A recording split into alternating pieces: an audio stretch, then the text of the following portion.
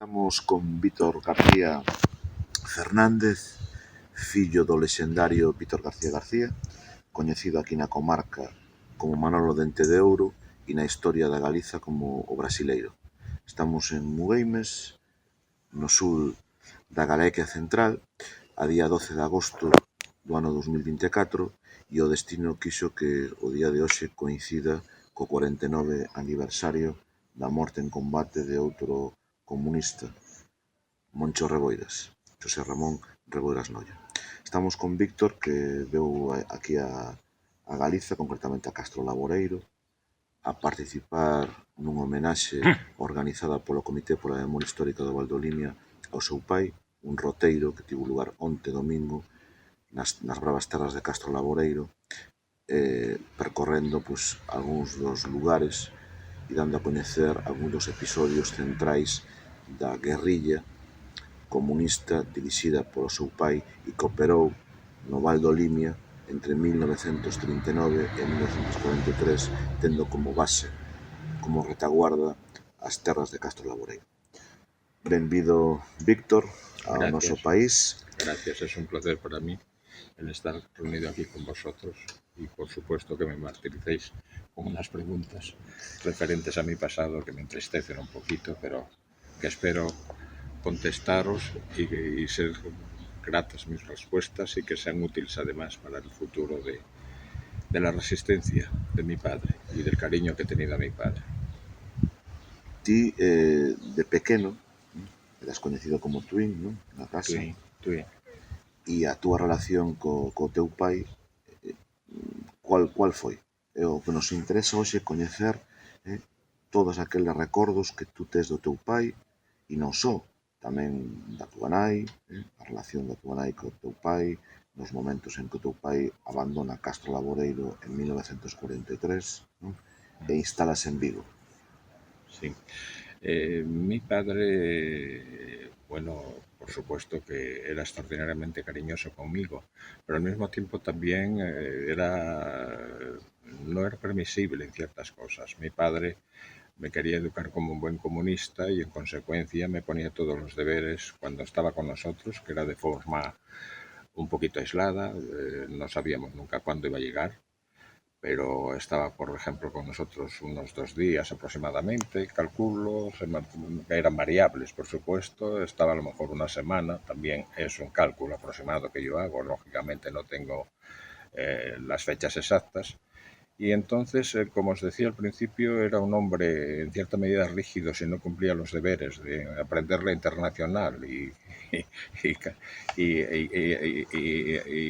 todas las canciones que eran propias del Partido Comunista, pero después al mismo tiempo era cariñoso. Llegaba, se ponía principalmente después de saludar a mi madre y abrazarnos a ambos, se ponía a hacer trabajos a lo largo de un pasillo que tenía en una máquina de escritorio, estaba escribiendo de manera continuada, prácticamente no nos hacía demasiado caso, pero después cuando llegaba la noche, que me acostaba, se acostaba él conmigo también un rato, por supuesto que me acariciaba, me daba consignas, me enseñaba, me decía, bueno, para cuando venga tienes que haberme hecho esto, te lo voy a interrogar. En fin, que mi padre tenía esa dualidad de educarme con cierta seriedad, con cierta responsabilidad, en su tarea comunista fundamentalmente, y después pues era extraordinariamente cariñoso y amable con el hijo. Le quería con locura, en una palabra, era un buen padre. También aparte de esto quiero deciros que el trato que tenía con mi madre también era exquisito en lo que yo veía, y entonces hacíamos cuando él llegaba una pareja, bueno, y siempre llegaba acompañado de Teófilo, perdón, que no lo he comunicado, éramos una pareja extraordinariamente feliz y contenta. Yo quería mucho a mi padre, por supuesto, de tal manera que su ida suponía para mí un desgusto y lloros que os comentaré más adelante, y lloros continuados que solo calmaba el cariño y los besos de mi madre. O sea que era en fin, un padre magnífico, que de los que no puedes olvidar. Y voy a deciros otra cosa, que esto sí que no lo he comentado nunca, pero mi padre me enseñó también a ser, digamos, hacer social, por así decirlo la palabra. No sé si en este momento es la más adecuada. Mi padre me enseñó cómo comportarme en las relaciones con las personas, o sea que ya ceder el paso a las mujeres o a los hombres cuando tenían alguna dificultad anatómica, el saludo, cómo tenía que ser el saludo, cómo debieron de usar el tenedor y la cuchara. Todas esas cosas que persisten en mí, por supuesto, me las enseñó mi padre, o sea que tenía la labor, digamos, social, por así decirlo, también me la enseñó aparte de la labor política. Entonces es algo que persiste, eso lo mantengo, por supuesto, de tal manera que hoy me llaman clásico y me insultan como burgués, pero es una cosa que me enseñó mi padre, cómo se usaba el tenedor, el cuchillo, toda esta serie de cosas también me las enseñó. Tenía tiempo para hacer esas cosas con un hijo, o sea, quería hacer un hijo perfecto, por así decirlo, porque sabía que no iba que no iba a verme de mayor y quería depositar en mí pues sus enseñanzas, porque siempre le había dicho siempre a mi madre que cuando él falleciese, que me cuidase y que hiciese de mí pues un hombre responsable. Y él, perdón, y él empezó también haciendo esas cosas para que fuese un hombre útil a la sociedad el día de mañana. Entonces es el recuerdo que tengo de mi padre en la convivencia en su casa. Bueno, y después un detalle que ya os digo, que he comentado, pero que ha sido impresionante para mí, ha sido que una noche llegó, esa que os digo, y me creó lo que fue mi único amigo y mi único compañero durante toda mi estancia en el pueblo donde vivíamos. Vigo, ¿no? En Vigo, efectivamente, en el Calvario, que fue que llegó por la noche, yo estaba acostado y me lanzó sobre la cama un puercoespín, me pegó un susto monstruoso y a partir de aquel momento la verdad es que hizo muy bien mi padre con aquel puercoespín porque fue mi compañero, mi amigo, hasta que el muy traidor un día me abandonó, o sea que era el con el que yo me quedaba solo. Charlaba con él, tenía mis conversaciones cuando mi madre se iba por las mañanas a trabajar a casa de un médico de criada y solo mi madre venía por las tardes y era cuando convivíamos. El resto de la mañana yo me quedaba solo con el porcospín y aquel traidor un día me abandonó. Entonces me ha sentado muy mal y el porcospín ahora tengo una figura de porcospín en casa que duerme conmigo en la habitación. Son tradiciones de esas infantiles que fui muy feliz en aquella época a pesar de la miseria en la que vivíamos, pero es inolvidable. Son momentos gratiquísimos e inolvidables que persisten en mi ánimo y formaron mi personalidad también. Entonces aquellas cosas formaron mi personalidad. O sea que soy en cierta medida un hombre pues no demasiado alegre, por supuesto, quizá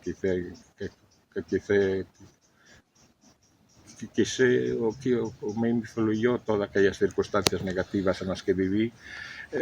Fui un hombre socialmente no muy activo, más bien retraído, pesimista, pero bueno, tampoco no fui mal compañero ni mal amigo, pero quiero deciros que no, las carcajadas no se me dan muy bien a mí, o sea que quizá por aquel sufrimiento de aquella fase en la que viví, que fue una vida extraordinariamente triste, pero bueno, eso logré sacarla adelante en aras, como os decía, de las premisas y de los consejos que me había dado mi padre y la satisfacción que quería dar a mi madre. Mi padre me dijo siempre que ayudase a mi padre cuando él faltase,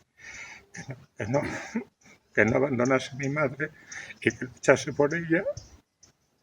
Y eso logré, yo creo que lo logré hacer, que luché por mi madre, nunca la abandoné y llegué al grado en que me hallo de satisfacción cumpliendo los deseos de mi padre, porque mi padre sabía que no me iba a ver de mayor, lógicamente, sabía que un día iba a ocurrir una desgracia como así ha sido.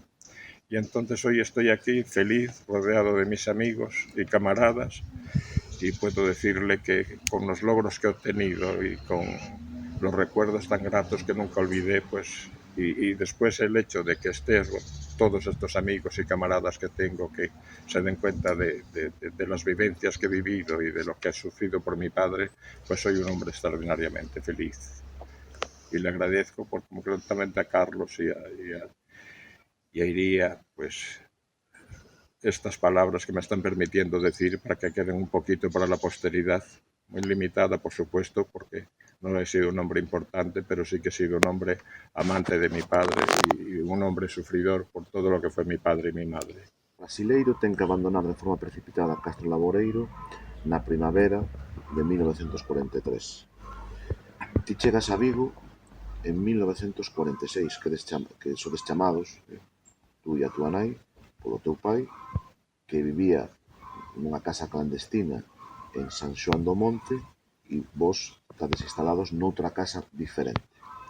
Tú recordas ter lembranzas, naquele momento tiñas 4 anos, de como foi a viaxe de Asturias a Vigo, como foi a chegada a Vigo, como os instalaches desos primeiros semanas, as diferencias de vida, etc.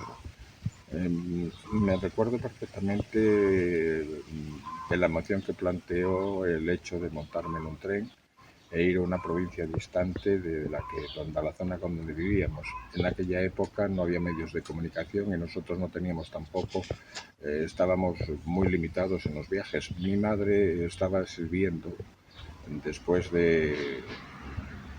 Bueno, si queréis os permito que vaya un poco, retroceda un poquito en relación con mi vida para que llegamos a coger el hilo de esta ida a Galicia. Cuando desapareció mi padre, por así decirlo, acabó la guerra del norte, mi madre, que había sido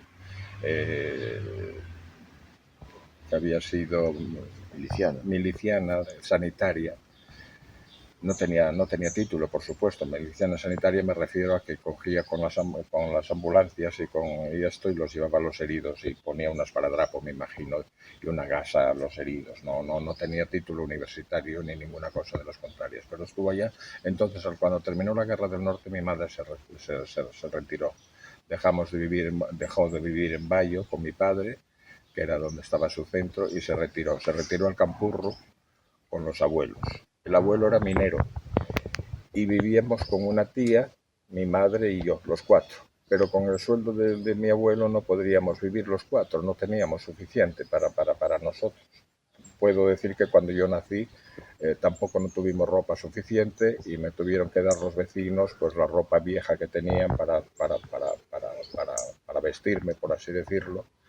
Tuvieron que darme los vecinos y de los alimentos tampoco no disponíamos y entonces me alimentaba fundamentalmente a base de leche de burra que nos regalaba una tía, o de asna, para ser más correctos, que nos regalaba una tía de mi madre. O sea que esos fueron los comienzos.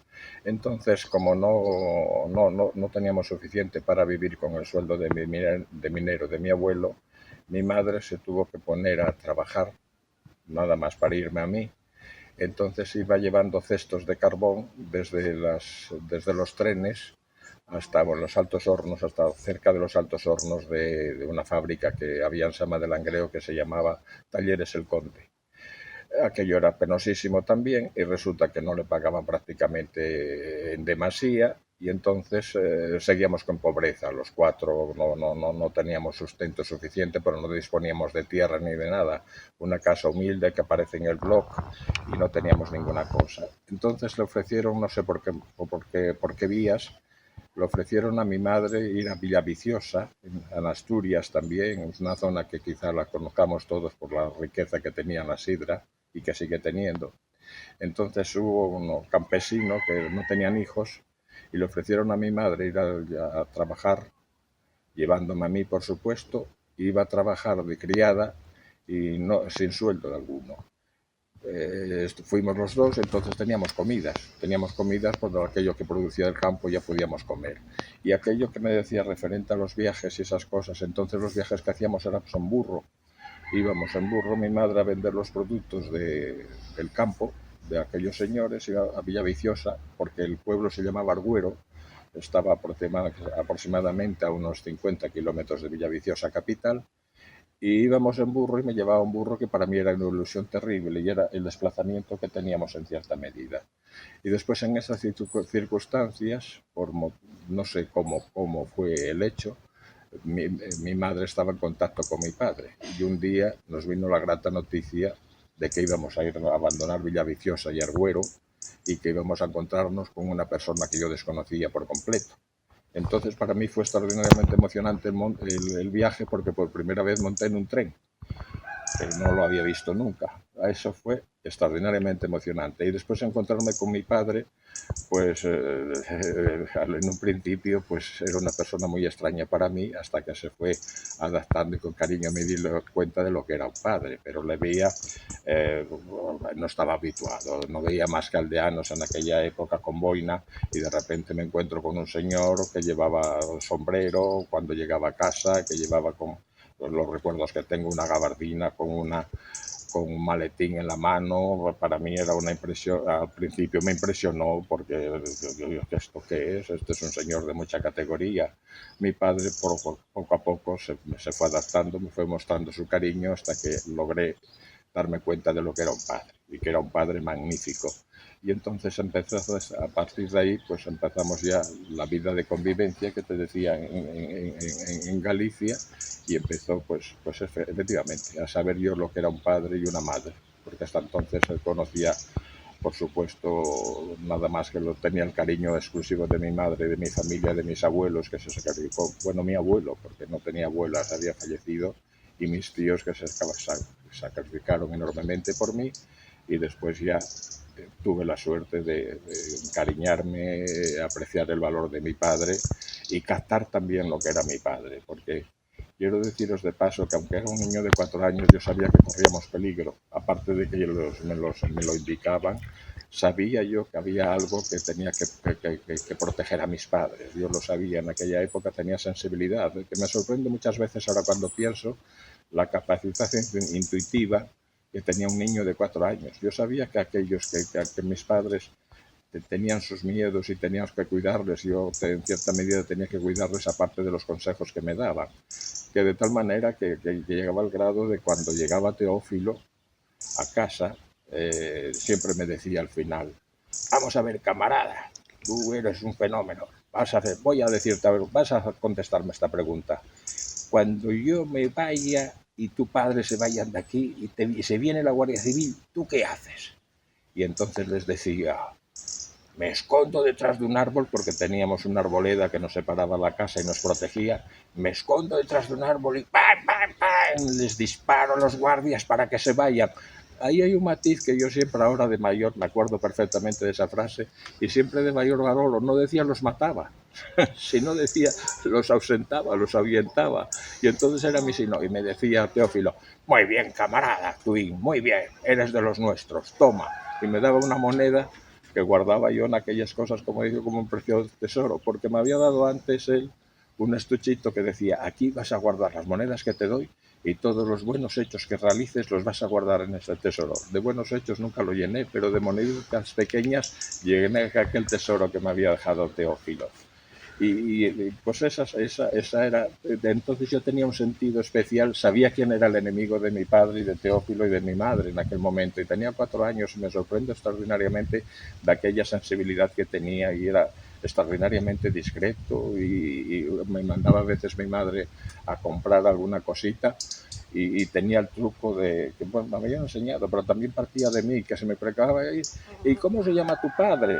Y les decía: mi padre, Pai. ¿Y tu madre cómo se llama? Pues tu madre, Mai. Decía esas cosas, pero nunca decía Ángeles ni Víctor. Estaba en eso, y vuelvo a repetir, tenía yo, me sorprende extraordinariamente ahora a mi edad, y con tantos años de visión, que lo veo desde estas alturas, motivada por los años, pero veo aquella sensación de peligro que sabía que se cernía sobre nuestras familias, y que yo tenía que protegerles en cierta medida. Entonces, ya os digo, estas cosas son extraordinariamente gratas para mí, y las recuerdo ahora con afecto y con mucho cariño. Defendí a mi padre, por supuesto, y a mi madre, a ambos, a los dos. ¿Qué recuerdos tienes de cómo era la vida cotidiana en la casa de Vigo? ¿Cómo era la casa? Tú contaste en varias ocasiones de que te acuerdas, que veías desde la casa la ría de Vigo, la entrada y la salida de los barcos.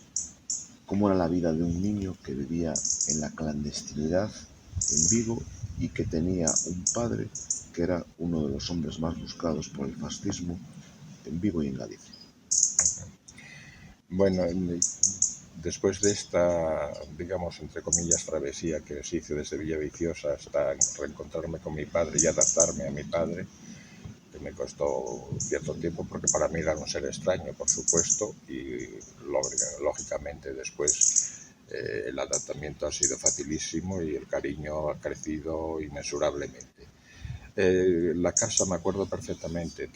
Me sorprende además que teniendo esa edad de 4 o 6 años me acuerdo de tantas cosas con tanta nitidez. Nunca creí que una mente de un niño pudiera albergar los conocimientos que alberga, que es en mi caso lo que os estoy diciendo. En el Calvario, en la zona que llamaban el Calvario, donde vivíamos, para entrar donde nosotros habitábamos había una casa muy grande, me acuerdo era una casa grande, a la entrada del todo, muy ornamentada, y después atravesábamos una finca sembrada, que sembraban con un camino estrechito que tenía, y llegábamos a un bosque en sentido transversal, bloqueaba aquella finca en sentido transversal. Atravesamos ese bosque y llevamos a una casita pequeña que supongo sería la casita del guarda que tendrían ellos. Y era una casita muy discreta, muy pequeñita, con una huerta.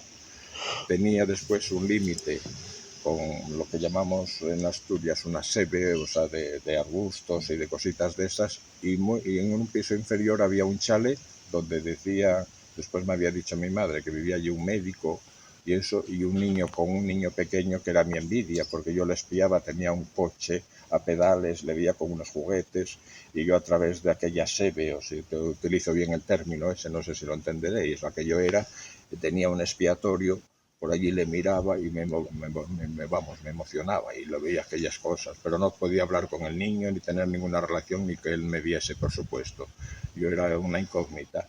Entonces allí en mi vida, ¿cómo era? Pues como os digo, mi madre, os he dicho yo creo en un momento determinado de la charla, mi madre iba por las mañanas a trabajar de criada y entonces me dejaba solo.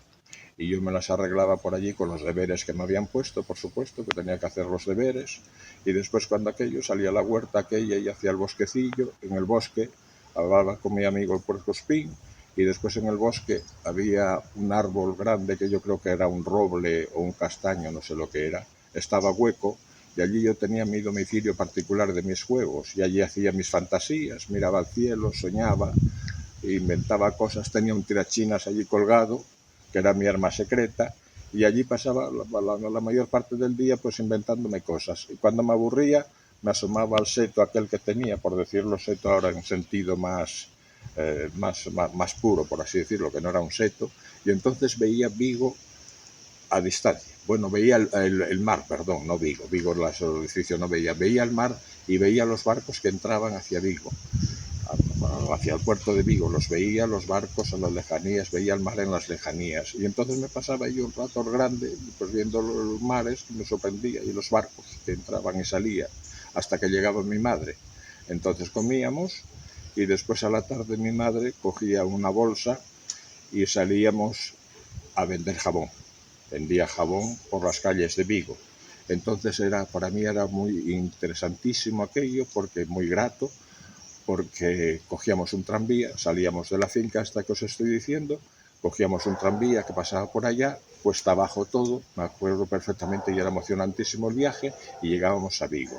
Mi madre empezaba a vender, golpeando por las puertas, a vender el jabón, y después me llevaba siempre a una casa que tenía un balcón abierto donde había un loro. Entonces para mí era un espectáculo loro, porque le llamabas y decía, Lorito Real, yo para Vigo y tú para Portugal. Lorito Real, yo para Vigo y tú para Portugal. Y aquello verlo, que era un pájaro que hablaba, en aquella época para mí pero era un hecho insólito, era magnífico, y me quedaba allí, y siempre mi madre me llevaba para que viese el loro que estaba ahí colgando, soltando sus expresiones, sus palabras, y lo pasaba muy bien y sorprendido. Y después íbamos casi siempre a un parque.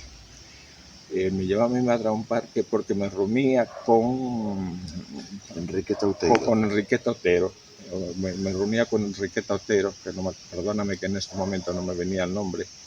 Me reunía con Enriqueta Otero, y que siempre me traía unos libros me traía para dibujar, después me enseñaba cosas, me hablaba y charlaba con mi madre, por supuesto, y entonces pasaba unos momentos y chuches. Me traía también chuches, como lo decimos en aquel momento, caramelos, regalices en aquellos momentos, y yo era extraordinariamente feliz con mi madre y que Enrique Totero hablando en aquel parque. Después regresábamos a casa y empezaba un nuevo día que era más o menos similar a lo que os estoy contando. O sea, que eran todos repetitivos porque no había. La única innovación que yo tenía y la única emoción era cuando llegaba mi padre y Teófilo. Cuando llegaban, teníamos una contraseña. Ellos, al llegar al bosque, antes de la casa, me silbaban. Era un silbido de una forma especial que yo captaba. Entonces captaba, salía de la casa rápido, corriendo, y me lanzaba a mi padre en los brazos, y después me cogía Teófilo, me ponía a horcajadas sobre las espaldas, y entrábamos en casa los tres, de los más felices los tres, mi padre, Teófilo y yo. Y era el momento ese del silbido que nos llegaba. Después, como te digo, en casa ya cambiaba, mi padre hacía sus cosas, después de hacerme los saludos cariñosos y afectivos, se dedicaba a sus cosas, y Teófilo era un niño para mí, se tiraba al suelo, jugaba conmigo, me enseñaba cosas, me enseñaba cuentos, todo en gallego, por supuesto, de los cuentos de acá típicos de Galicia, me contaba cosas, en fin, jugaba. Y después tenía el detalle, además, que le molestaba es a mi madre en cierta medida, pero sabía la miseria en la que vivíamos, y siempre el Teófilo, cuando se iba, le dejaba a mi madre debajo de una taza o de un plato, alguna cosa, cierta cantidad de dinero para, por así decirlo, pagar su pensión, digamos, entre comillas. Siempre mi madre, después que le daba un disgusto, al cabo de un día o de 24, levantaba un plato y se encontraba por allí unas pesetas, alguna cosita de esas que le contrariaba, pero siempre Teófilo tenía el detalle ese con nosotros. Y su ida para mí era una gran tristeza. Lloraba, me despedía hasta el bosque y decía, bueno, vendremos mañana a verte de nuevo. No, tranquilo, hijo, tienes que hacer estos deberes. Y era así, en cierta medida esa era mi vida, lo que os estoy diciendo allá. Era una vida extraordinariamente gratificante y grata, pero era una vida también muy triste por lo que os estoy comentando. Pero la llevaba muy bien como niño, o sea, era feliz, pero eran todas mis actividades las que podía haceros, y vuelvo a repetiros, tengo un grato recuerdo de aquella época. Aquello formó el hombre que hoy he sido, aquellas peripecias, aquellas hambres, aquellas angustias, aquel ser responsable en cierta medida a mi edad del entorno en que me encontraba y de que tenía que defender a mis padres y a Teófilo. Aquello me hizo ser el hombre que fui después a lo largo de mi vida. No sé si bueno o malo, pero por lo menos intenté seguir los pasos que me enseñaron aquellas gentes sufridoras y heroicas y valientes que me acompañaron en mi infancia. Víctor, tú en máis dunha ocasión comentaches que en Vigo chegaches a falar galego, ou polo menos entendías o galego, non? Porque o Teófilo contigo falaba en galego. E o teu pai, lembras en que idioma falaba contigo? Cual era a Claro, porque entendese que o brasileiro falaba ben o galego.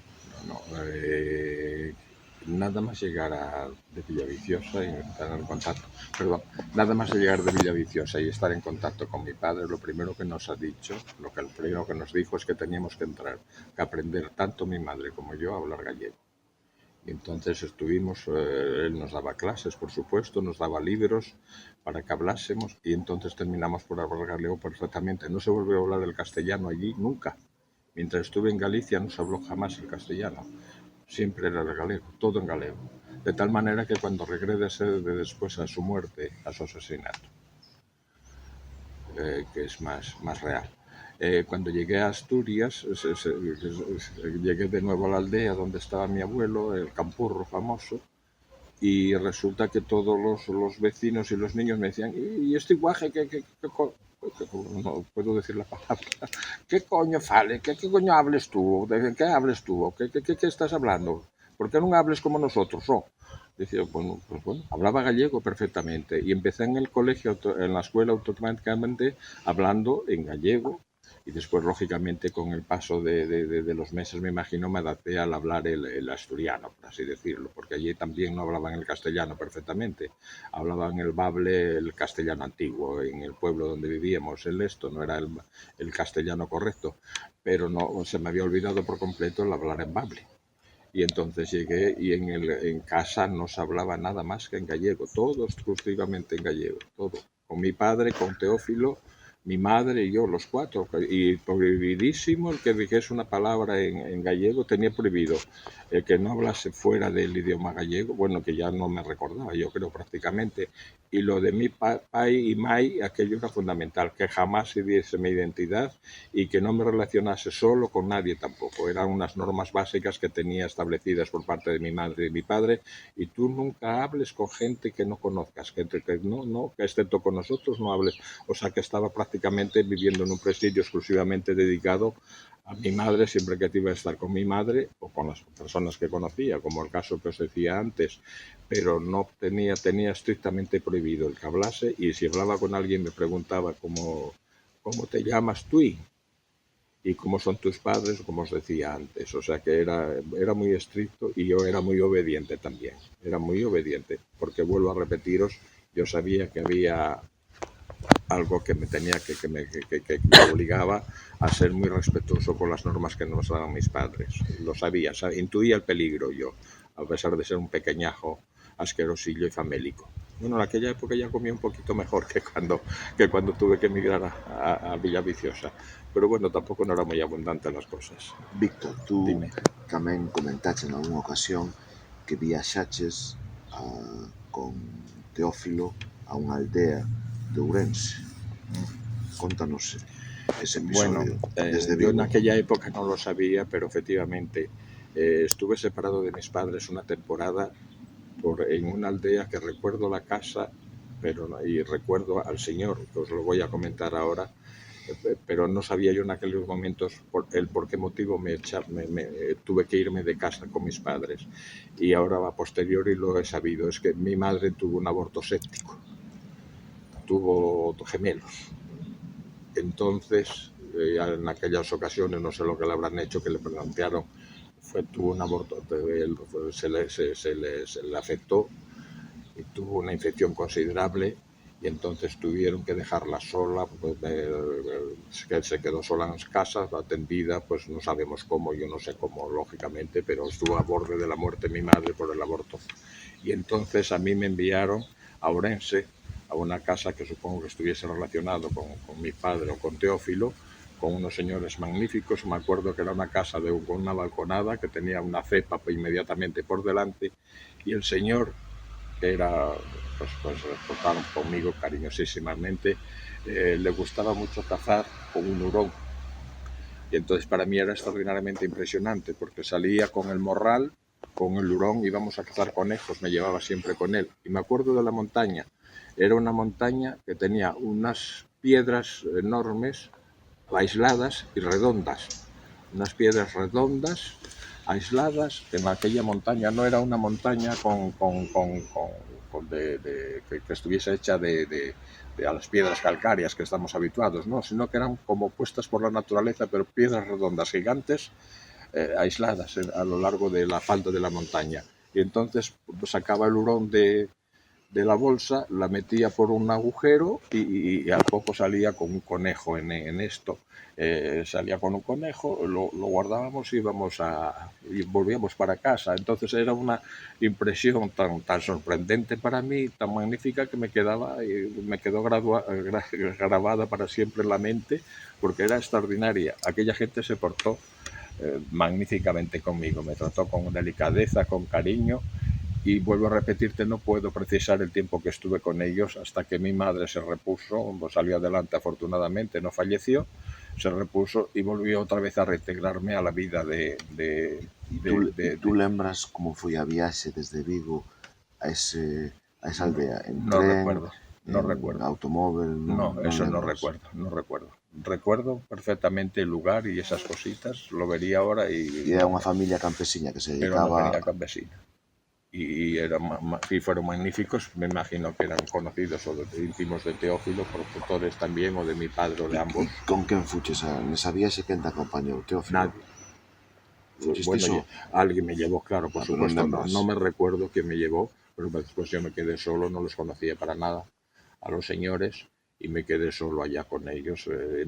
También un tiempo impreciso que no puedo precisar, lógicamente, pero sí que me trataron magníficamente y tengo un grato recuerdo de aquellos señores.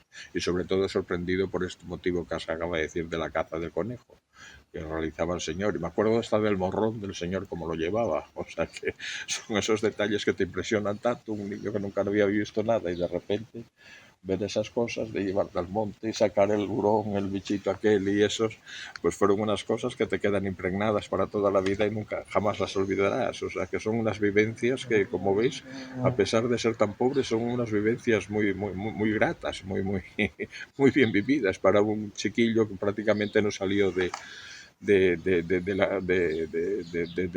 Calvario. Bueno, no salía nada más que en eso que os acabo de decir. No tenía amigos, por supuesto, no tenía ninguna relación con ningún niño. O sea que estaba exclusivamente dedicado a la atención de mi madre y de mi padre y de Teófilo. Y después con esas sorpresas pues fueron muy gratas e inolvidables. Es lo más hermoso que tengo de mi vida. Pues parecerá ridículo, parecerá mentira, pero esas hambres, esas miserias, esas angustias, esos temores, todo eso que llevaba implícito en mi ánimo, me ha hecho que sea un hombre muy feliz y grabó para siempre mi vida. O sea que quiero deciros que es una cosa maravillosa.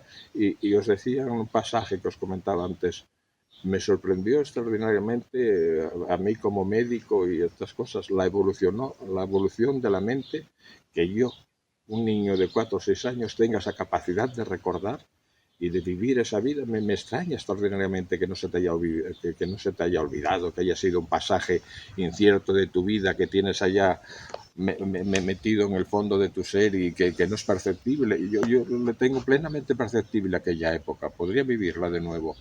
Y he sido feliz. Resultará extraño que os diga que he sido feliz, pero he sido muy feliz pasando aquellas penurias. ¿Cómo os enterasteis de la muerte, realmente del asesinato, aunque en aquel momento no lo sabíais, por parte del carrillismo del brasileiro? ¿Qué recuerdos tienes de esa tarde, de esa noche?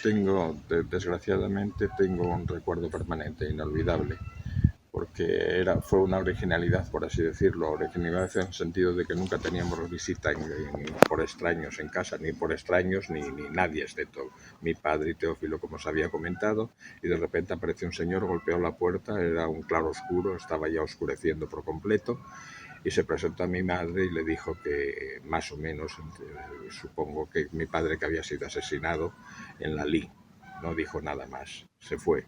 Entonces mi madre empezó a llorar intensamente y yo me acuerdo que me abracé a sus piernas diciendo: ¿por qué lloras, mamá? ¿Qué pasa? Y mi madre más o menos me dijo: pues que hemos perdido a tu padre, hijo, ya no lo volveremos a ver.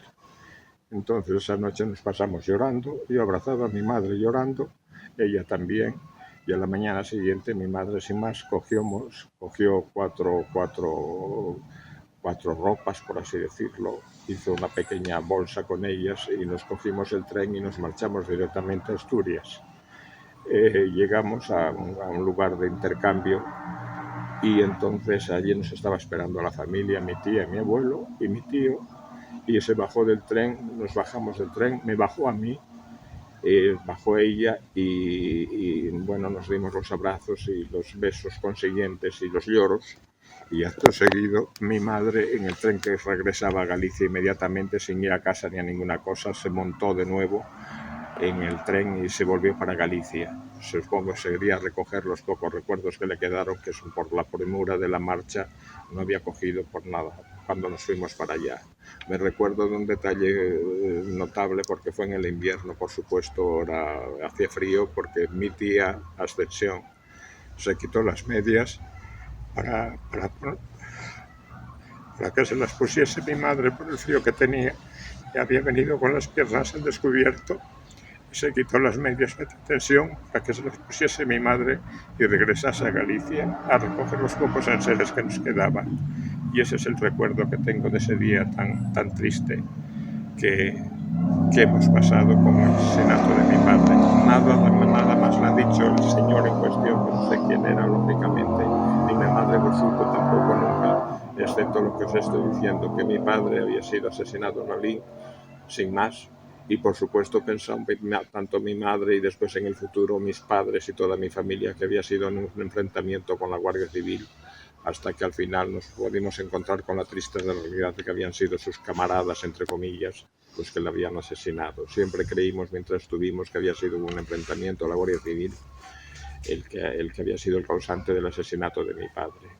Y eso fue los recuerdos tristes de que tengo de ese momento, toda la noche llorando, el viaje prematuro y después las prisas que os estoy comentando con que mi madre huyó, pensando en una represión inmediata que llegaría a la Guardia Civil a interrogarnos y a todas las cosas, porque caeríamos nosotros también en el garlito, como decíamos en Asturias, y sin embargo en el detalle de que marchó sin siquiera ponerse unas medias en el invierno y tuvo que ponérselas por el frío que tenía su hermana, pues quitarse las suyas para que ya regresase a Galicia. Eso fue Víctor, el epílogo de mi triste feliz con mi padre. E Víctor, e nas semanas seguintes ou meses seguintes chegou a Guardia Civil ou a policía pola casa a preguntar, a facer algún tipo de investigación? Nunca llegó la Guardia Civil. Porque nese momento xa non vos molestaban. No, a mi madre le había molestado terminar la guerra civil con lo clásico de cortarles el pelo, de ponerles un letrero en la espalda que ponía con un cartón que ponía por comunista, y le hizo barrer todas las calles de Sama de Langreo, estar barriendo de manera continuada las calles de verdad.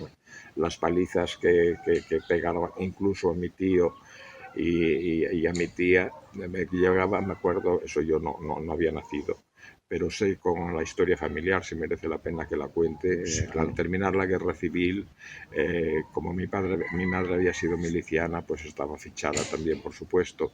Entonces llegaron los falangistas y los regulares, que se llamaban entonces, llegaron al pueblo, a la casa del Campurro, a preguntarle dónde estaba escondido el brasileiro, que le querían cazar, que sabían que estaba por allí, que dónde estaba el brasileiro escondido. La verdad es que no sabíamos nadie, no sabían ellos, yo no vivía todavía, dónde estaba escondido.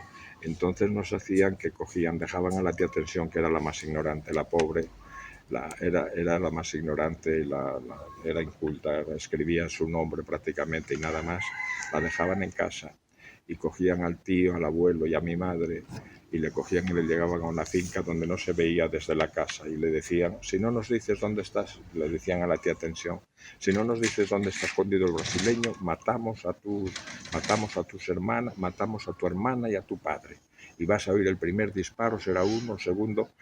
Entonces lo llevaban allá, le dejaban a la tía y a la pobre: ¿dónde está? Cuéntanos dónde está, que sabemos que está aquí escondido, cuéntanos. Y soltaban un disparo al aire y decían: mira, ya cayó uno, si no sigues así, caemos. ¡Bamba! Otro disparo. Dice: ya te queda solo un familiar, a ver, cuéntanos este o...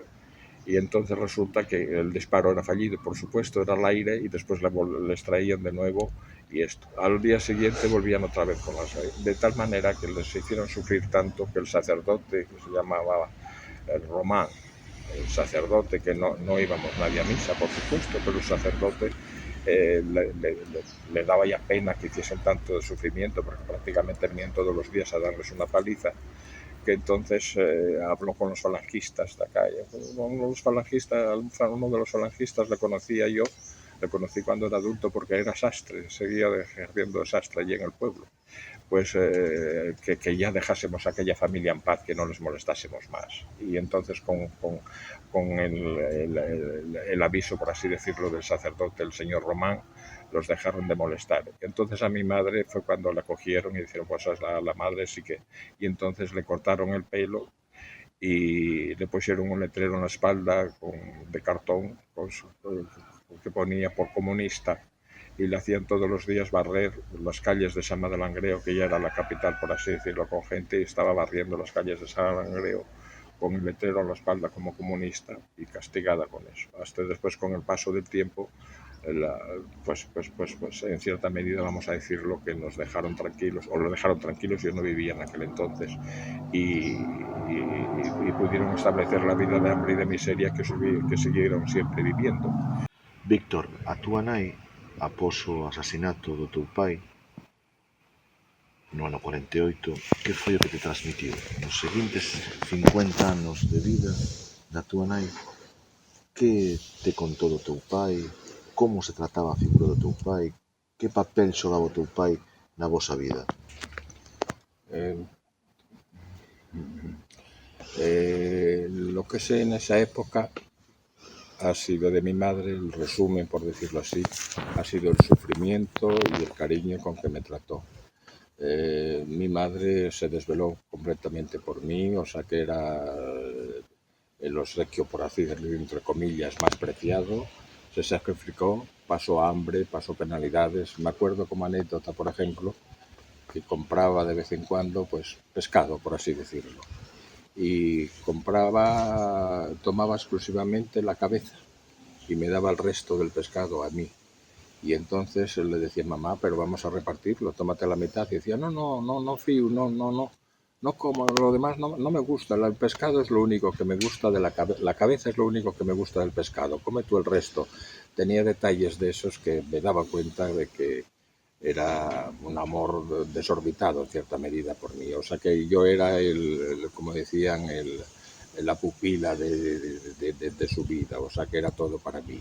Y mi padre procuraba, como os digo, hablar poquísimo de mi padre. Las relaciones eran muy extraordinariamente, muy aisladas.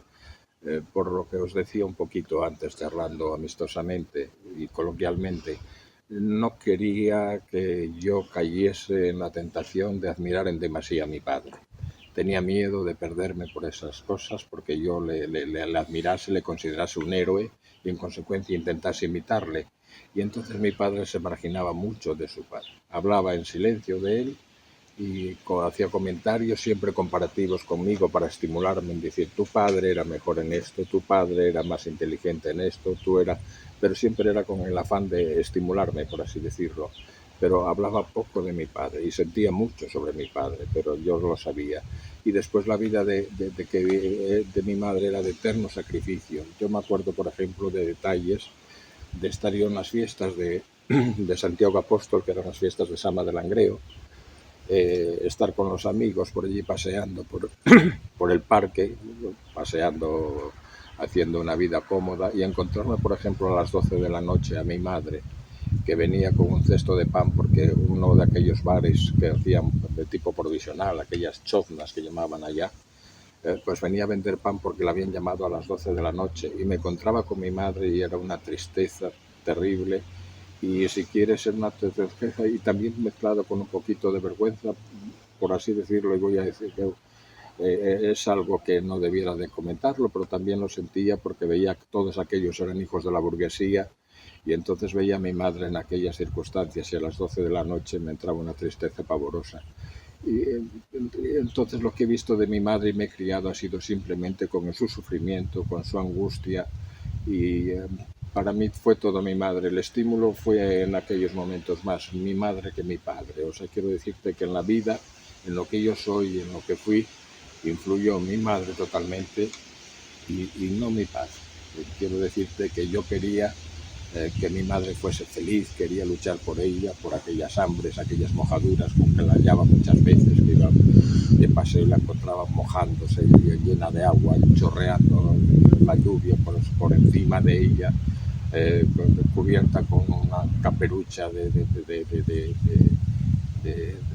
que le protegía, tirando por un carro de pan tapado allí con un impermeable y tirando y subiendo a los pisos, aquello a mí me deshacía, me deshacían lágrimas. Entonces todo lo que estimuló lo que soy, lo que he hecho en mi vida ha sido por mi madre, por darle satisfacción a mi madre lo había perdido, lo quería con locura y sabía 4 cosas exclusivamente de ellas, las que os he dicho que ella me había comentado, pero el estímulo que me hizo a mí ser lo que he logrado ser ha sido mi madre. Yo siempre mi afán fue sacarla de aquella penuria y hacerla de ella pues una mujer tranquila, apacible, una buena abuela, por así decirlo, y darle todo lo que no le pude dar en vida, que fue nada más que mi sacrificio. Y lo logré al final, lo logré, fue feliz y estuvo satisfecha cuando la llevé conmigo, pero si fui médico y se hizo la carrera que hice, ha sido todo en base a mi madre. Yo siempre pensaba en mi madre, en sacarla de aquel oprobio en que se encontraba. Fue el estímulo, la guía para mi sacrificio, para mi lucha. Fue todo mi madre. Mi padre en aquellos momentos estaba apartado, por así decirlo. Quiero decirlo, tenía un recuerdo de mi padre, añoraba a mi padre, como es lógico, pero no movilizó mis actividades intelectuales, mi sacrificio. Fue mi madre. La tristeza de ver a mi madre humillada, trabajando, luchando desaforadamente por mí, aquello era terrible. Y después era extraordinariamente cariñosa conmigo. Me acuerdo que por ejemplo, me ponía un límite, salía a las fiestas, me cuidaba, no quería perderme a mi madre, era lo que os digo, era la joya de la familia. Yo para ella era algo que consideraba prioritario, a su hijo, por supuesto, todas las madres, pero mi madre yo creo que superaba a las madres normales porque veía en mí, como os decía antes, a mi padre, la imagen de mi padre, y era terrible. Me acuerdo que iba a las fiestas, por ejemplo, patronales de Sama de Langreo. Lo normal es que pues éramos ya pues, en cierta medida adultos, que llegásemos un poquito tarde. Me ponía siempre un horario. Las 12 de la noche, Fiu, tienes que estar en casa. Si no estaba a las 12 de la noche, eran las 12:10, yo también tenía el cuidado de atender a mi madre, y a las 12, que estaba en plena fiesta, me despedía de los amigos, a las 12:10, pongamos por caso, e iba a casa donde estaba mi madre. Bueno, nunca tuvimos casa, o sea que vivíamos con el hermano de mi madre, con el tío Alfredo, su mujer y sus 2 hijas, que son mis primas, que las considero como hermanas. Nosotros casa propia nunca hemos tenido. Entonces llegaba a lo mejor a las 12:10 y decía, mi madre me va a estar esperando, voy a comprarle unas avellanas tostadas que le gustaban mucho para llevárselas, digamos, ofrecérselas para que no fuese muy agresiva conmigo.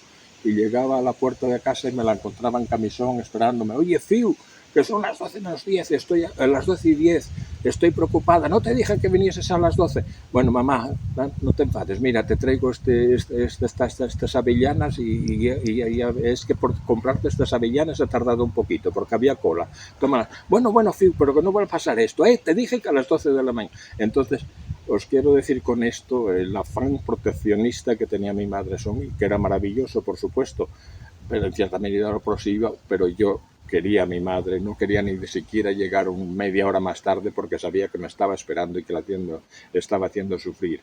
Entonces la unión familiar que había entre mi madre y mía era extraordinariamente considerable. Yo luchaba por ella y ella, por supuesto, pasaba hambre y necesidades por mí. Entonces fue, pues digamos, una relación madre-hijo muy afectiva, extraordinariamente cariñosa, y dejó un vacío terrible cuando me fui. Cuando se fue dejó un vacío terrible en mí. Nadie sustituyó el amor de mi madre. O sea, la quiero a mi madre con locura todas las noches. Le mando sus saludos por si me escucha todavía en el momento presente. Mi madre, quiero deciros que mi madre fue el origen de mi vida y el fin también de mi vida. Se terminó mi madre y en cierta medida se me fue también parte de mi vida con ella. Víctor, aínda que durante prácticamente toda a túa vida a túa nai, por un afán de protección e que non seguises os pasos do teu pai, non se tocou a figura, non se falou moito do teu pai, non te contou a súa vida, como fora, como se coñeceran, como se casaran, todas as súas tarefas políticas, etcétera, etcétera. Como xurdiu o teu interés por recuperar a figura do teu pai e por elaborar esa biografía que está plasmada nese magnífico blog, con toda esa documentación dos diferentes capítulos, dunha vida curta do punto de vista cronolóxico, mas moi intensa e, por tanto, moi profunda e chea de actividade desde que se marchou para Brasil, desde que voltou para Asturias expulsado por ser comunista, a súa participación na Revolución do ano 34, prisión, participa na Guerra Civil como oficial, non? Do Exército Popular Republicano, e despois, cando volta, cando mandan para Portugal, para o norte de Portugal, esta vez en Castro Laboreiro, encabeza a primeira guerrilla que actúa na comarca, despois vaise para Vigo, organiza o PC, é escollido no ano 43, non? Secretario xeral do Partido Comunista en Galiza, no Congreso do Fontao, non? E logo toda a persecución que padece non só polo réximen, polos fascistas, polo seu partido represivo, senón tamén polo carrillismo. Por que xurde esa necesidade de coñecer, estudar ao teu pai? Yo, a pesar de lo que os acabo de decir, yo siempre he tenido el interés en conocer la vida de mi padre, como era lógico. Yo quería saber también de mi padre, pero no podía forzar a mi madre, porque no, se cerraba en banda cuando yo le preguntaba algo sobre mi padre. Salvo esos 4 conceptos, de que fue guerrillero, de que fue comisario de brigada durante la Guerra Civil. No quiso hablarme de nunca más de las cosas, y de que fue, como os repetía, ya yo os lo he dicho, que era lo que decía, lo feliz que había sido ella en su estancia en grado en ambos conjuntos, que fue el único momento de felicidad que tuvo con mi padre. Después lo de Galicia lo sabía yo como niño, que es lo que os he contado, pero tenía yo siempre el interés, lógicamente, de saber quién había sido mi padre. Tenía esos indicios, pero no sabía nada. Entonces, mientras estuvo mi madre, no me lo permitía, por supuesto. Se negaban rotundo a que yo investigase sobre mi padre, porque todavía tenía, yo creo, en su mente la posibilidad de que empezase otra vez a revolver aquellas cosas y que volviesen otra vez quizá la policía o lo que fuera a preguntar, o alguna cosa de esas tenía en su mente que le impedía por total saber la vida de mi padre, de comunicársela a la familia y a mí personalmente. Ella no hacía nada más que quererle, por supuesto, por encima, como os decía, incluso de mí, yo creo, pero nada más, que no se supiese más, y lo que ella sabía, que se quedase en la oscuridad más completa, sin que el hijo participase en esas cosas. Pero mi afán, como os digo, era conocer íntegramente la vida de mi padre. Entonces, al fallecer mi madre, me vi en cierta medida con libertad plena para ir a buscarlo.